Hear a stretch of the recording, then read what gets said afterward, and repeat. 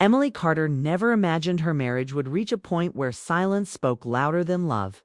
She and David had been together for 12 years, a couple everyone admired. They lived in a quiet Portland neighborhood, surrounded by trees and laughter from nearby families. On the outside, they looked perfect: stable jobs, a lovely daughter named Lily, and a cozy home filled with framed memories. But behind the closed doors, something was changing, something Emily didn't know how to fix. It began gradually. David's late nights at the office became routine. The excuses, meetings, deadlines, client dinners were always the same, and Emily believed him every time. But she couldn't ignore how distant he had become. Their morning conversations shrank into a few polite words about bills and errands. Even when they were together, he seemed elsewhere, lost in thoughts she wasn't a part of. Emily tried to dismiss it. Marriage had its seasons, she told herself. Maybe this was just one of them, a rough patch that would pass. Yet the more she tried to bridge the gap, the wider it grew. The spark that once felt effortless now seemed buried under years of routine and responsibility at work. Emily was different, focused, respected, and confident. She worked as a creative consultant at a design firm downtown. It was there that she met Ethan Blake. He was new, a project manager from Seattle with an easy smile and a calm voice that carried warmth. From the first day, he stood out, not just because of his ideas, but because he listened. When most people interrupted or hurried through conversations, Ethan paid attention. He asked about her opinions, her designs, her thoughts. It was simple, but it made her feel noticed. Their friendship began naturally. They shared the same office coffee breaks, laughed about deadlines, and exchanged stories about life outside work. Emily mentioned her daughter. Ethan mentioned his love for travel and photography. There was nothing romantic at first, just comfort. But comfort can be dangerous when it begins to fill an empty space at home. As weeks turned into months, Emily realized she was looking forward to work more than usual. She caught herself glancing at the clock, anticipating their next chat. Ethan's presence felt easy, light, a reminder of what connection used to feel like. He wasn't flirtatious or forward. He was genuine. One day, during lunch, he told her, "You talk about everyone else with so much care, but you never talk about yourself." Why's that? The question lingered in her mind long after she went home. That night, as she watched David fall asleep with his phone still in his hand, she wondered when she had stopped being seen. Still, Emily didn't want to give up on her marriage. She loved David, not just the man he was, but the years they'd built together. They'd weathered storms before, and she believed they could again. So she tried. She planned dinners, left him sweet notes, even bought tickets for a weekend getaway. But each time, something came up. Work emergencies, canceled plans, last-minute excuses. She felt herself fading from his world. One quiet evening at dinner, when he didn't even notice her new haircut, the loneliness became heavy. And that's when Ethan's small kindnesses began to mean too much. When he brought her coffee on stressful mornings, when he stayed late to help her finish a presentation, when he remembered the little details she mentioned once and never repeated, it all mattered. It wasn't about romance. It was about being seen, being heard. One rainy evening after work, the power went out in the office. Everyone left early except Ethan and Emily, who stayed to finish a client proposal. They sat near the window, light flickering from the street outside, the sound of rain soft and constant. It wasn't silence that filled the room, but a strange understanding. A shared quiet between two people who didn't need to speak to feel connected. Ethan finally broke the silence. "You know, sometimes people stay where they're comfortable, even when it stops feeling right," he said gently. Emily looked at him, unsure how to respond. The words hit deeper than he probably intended. She felt her throat tighten.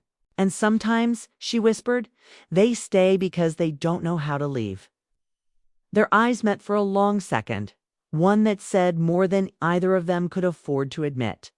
Then Ethan looked away, clearing his throat, returning to the work in front of them.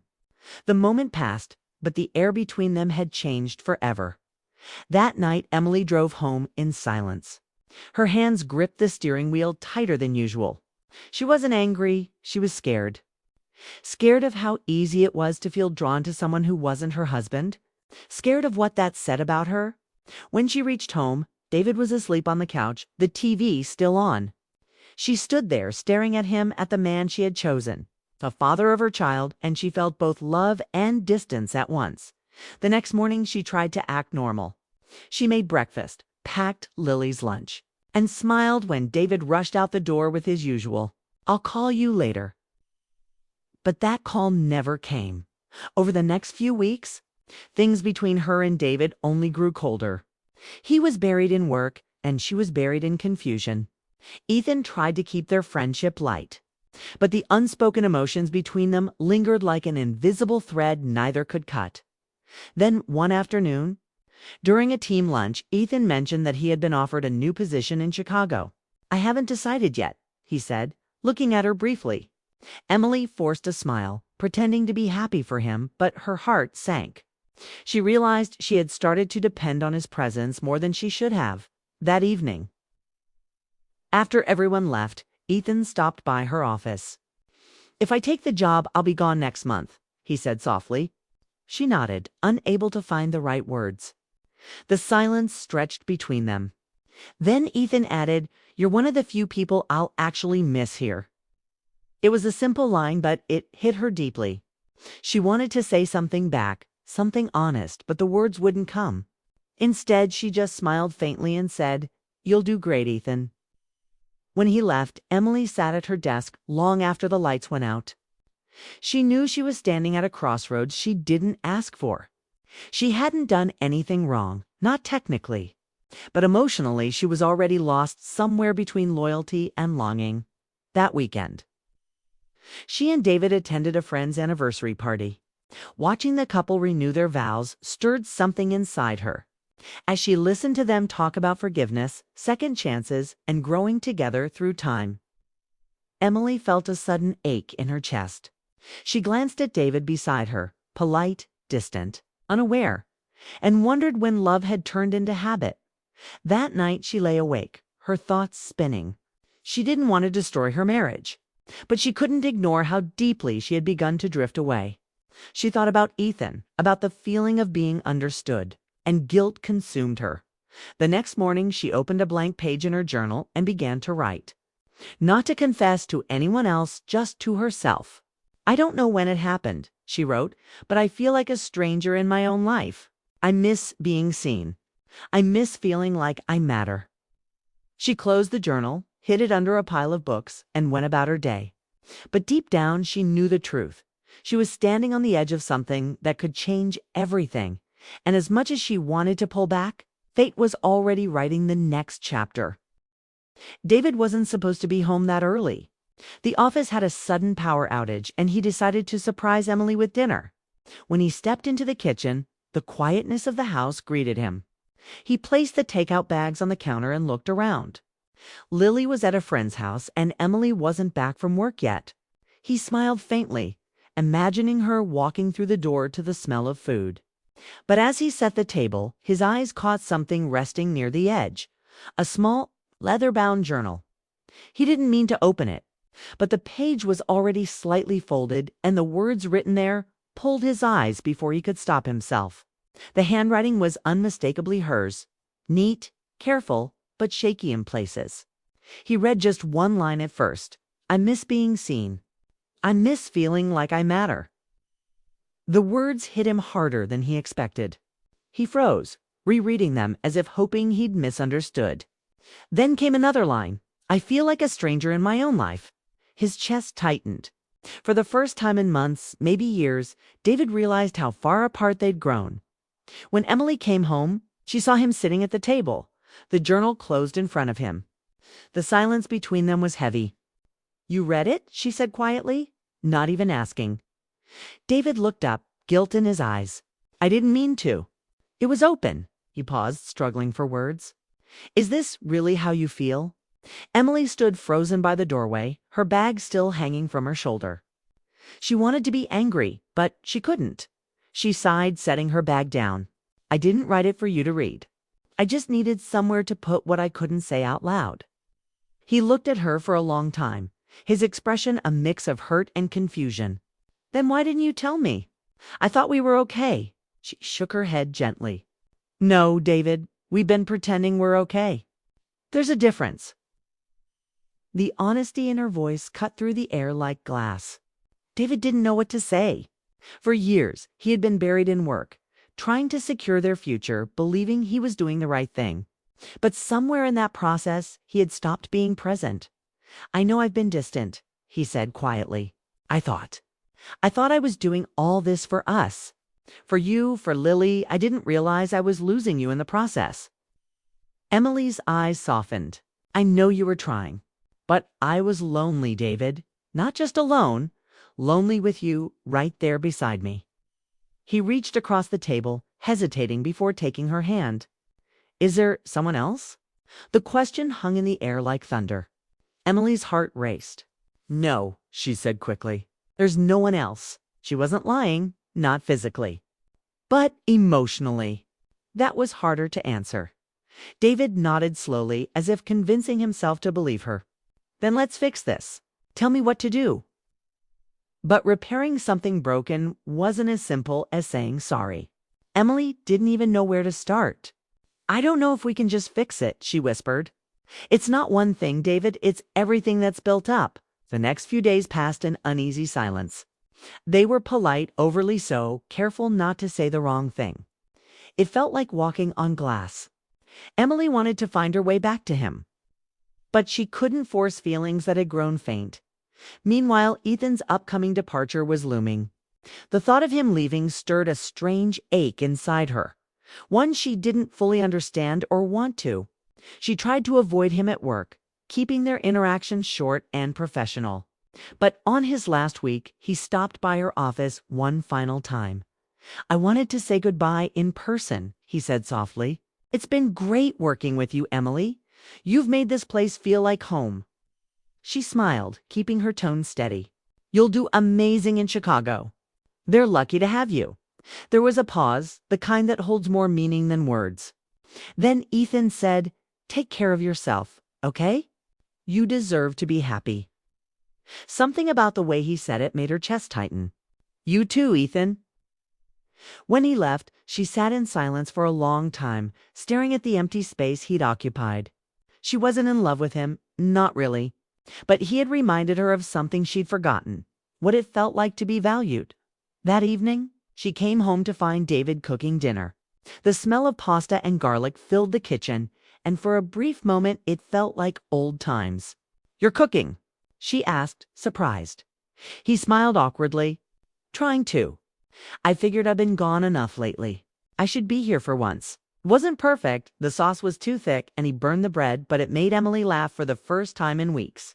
That laughter, small as it was, broke the tension. They ate together, talked about Lily, and even shared memories from their early years. For a few moments, it felt like the distance between them might shrink after all. But later that night, as Emily cleaned the dishes, David said something that made her pause. You know, I've been thinking, maybe we should take a trip. It's just us. No phones, no work, no distractions. She looked at him, surprised. You really mean that? He nodded. Yeah, I don't want to lose us, Em. I've already been gone too long. For the first time in a long while, she saw sincerity in his eyes. The man she had fallen in love with all those years ago. She smiled faintly. Okay, she said. Let's try. Over the next week, David put in the effort she'd been craving for years. He came home early, helped around the house, and actually listened when she spoke. He even took an interest in her work. Emily wanted to believe it would last, that maybe this was their turning point. But deep down, she couldn't ignore the fear that it was temporary, a reaction to guilt rather than change. One Friday night, as they packed for their weekend trip, Emily received a message from Ethan. It was short and simple. Boarding now. Just wanted to say goodbye one last time. Thank you for everything. She read it twice before putting her phone away. She didn't reply, but something inside her stirred. A quiet goodbye, not just to him, but to a version of herself that had been lost. The trip started well. They drove to a cabin near Lake Tahoe, surrounded by tall pines and quiet water. The air was crisp, and for the first time in months, they felt at peace. They cooked together, laughed, and watched the sun set over the lake. It almost felt like healing. But on the second night, as they sat by the fire, David brought up the journal again. "I keep thinking about what you wrote," he said softly. "You said you felt unseen. I don't understand how I missed that." Emily looked at the fire, her voice calm but firm. "Because you weren't looking. You were chasing something else. Success, security, maybe your own fears. I was right here, David." He took a deep breath. "I don't want to lose you, Em. But if there's something else you need, if you found something I can't give you, I'd rather know." Her eyes met his. "There's no one else," she said again, this time more sure of it. "But there was a part of me that felt alive for the first time in years, and that scared me." David nodded slowly, absorbing her honesty. "Then let's start over," he said. "Not as who we were, but as who we are now." The sincerity in his tone caught her off guard. Maybe, just maybe, this trip was the beginning of something new. She didn't know what the future would hold, but for the first time, she felt hope flicker again as they sat together in the quiet cabin. Listening to the wind outside, Emily thought of the word forgiveness. It wasn't easy, and it didn't erase the pain. But maybe it was the only way forward. And yet, deep down, she couldn't shake the feeling that the hardest part of their story was still ahead. The weekend at the cabin had felt like a fragile truce, a small bridge over deep waters. Emily and David drove home in quiet comfort, the air between them softer than it had been in months. But when they reached their doorstep, a single white envelope was waiting in the mailbox. It was simple, no return address, just her name written in neat, familiar handwriting. Emily froze when she saw it. She didn't need to guess who it was from. Ethan. David noticed her hesitation. "Who's it from?" he asked casually. "Just work mail," she said quickly, sliding the envelope into her bag before he could see it. He didn't think twice, turning to unload their luggage. But Emily's heart was already racing. That night, long after David had fallen asleep, she sat alone in the living room. The house was dark except for the soft glow of the fireplace. Her fingers trembled as she opened the letter. Inside was a single sheet of paper. "Emily, I hope you're doing well. I didn't mean to stir up any confusion in your life. I just wanted to say thank you, not for what happened, but for reminding me that connection still exists in a world full of noise. You once said you felt invisible. I hope you never feel that way again. Take care, Ethan." The letter was short but heavy with unspoken meaning. Emily read it twice, then folded it carefully. There was nothing romantic in his words. Yet they carried the weight of what almost was and what she knew could never be.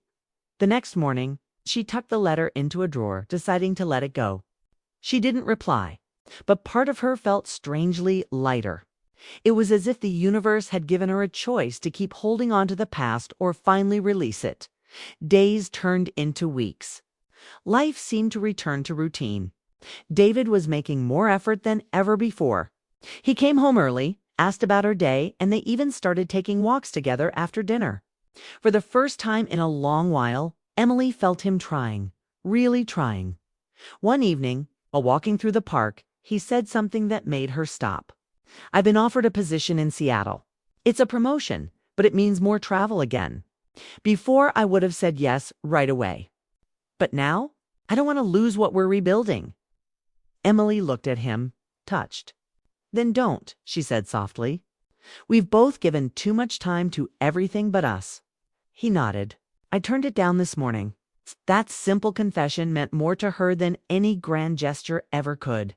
For the first time in years, she saw the man she'd married, not the one buried in spreadsheets and deadlines, but the one who used to stay up with her all night, talking about dreams. Slowly, the distance between them began to fade. There were still awkward moments, small reminders of how far apart they'd drifted. But they were learning to be patient with each other again. Still, deep down, Emily knew rebuilding trust wasn't easy. She hadn't done anything wrong. Not technically, but she had walked dangerously close to a line. And part of her wondered if David sensed that. One night while cleaning her drawer, she found the letter again. She stared at it for a long moment, then took it outside. Standing under the pale moonlight, she lit it with a match. The paper curled and blackened, the words disappearing into smoke. It wasn't out of guilt, it was closure. Inside the house, David saw her through the window and stepped outside. "What are you doing?" She turned, smiling softly. "Letting go." He didn't ask what she meant. He just walked up, wrapped his arm around her, and they stood there in silence, watching the ashes drift into the night. In the weeks that followed, they found small ways to rediscover each other. Weekend breakfasts, movie nights, even simple things like holding hands while driving.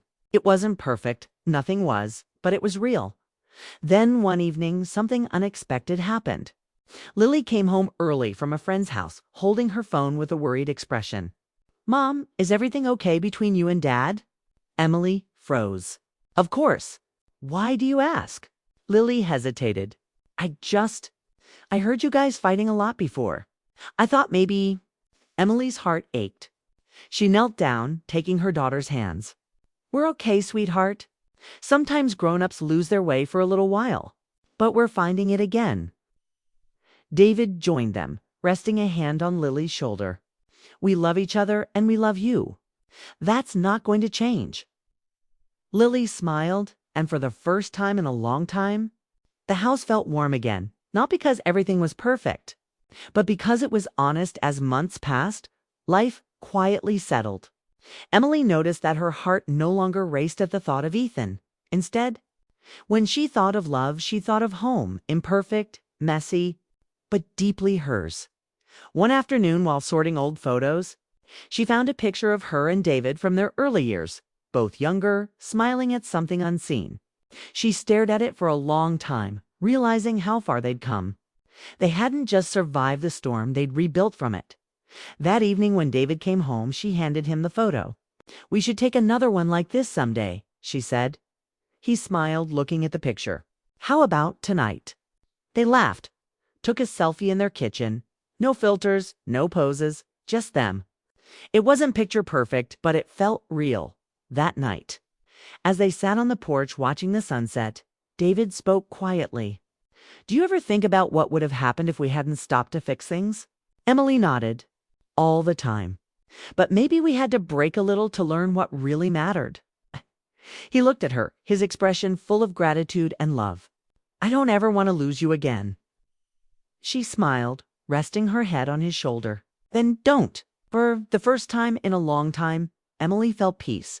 Not because everything had gone back to how it was, but because she'd chosen the life she truly wanted. The affair that almost ended everything had instead become the turning point that saved it. But fate had one last quiet test. Months later, as autumn arrived, Emily received an invitation to a work conference in Chicago.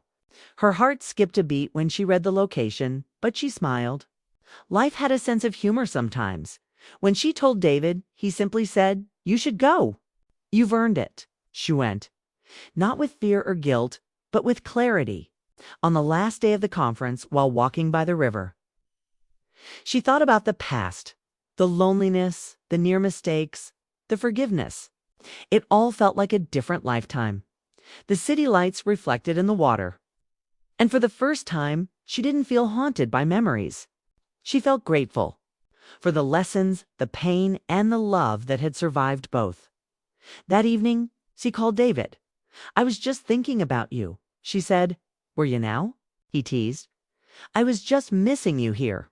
Lily made dinner, but it's edible at best. She laughed, feeling warmth spread through her. "Tell her I'll fix it when I get home." When she returned 2 days later, David met her at the airport.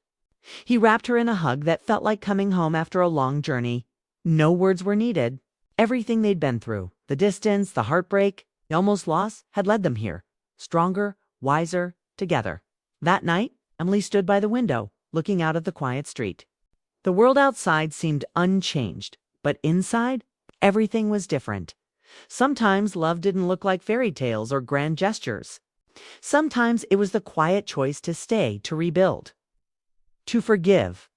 Emily knew she'd once stood on the edge of losing everything. Her marriage, her peace, herself. But in walking back from that edge, she had found not just love again, but herself. And as she watched David sleeping beside her, she whispered softly to the night, "We made it."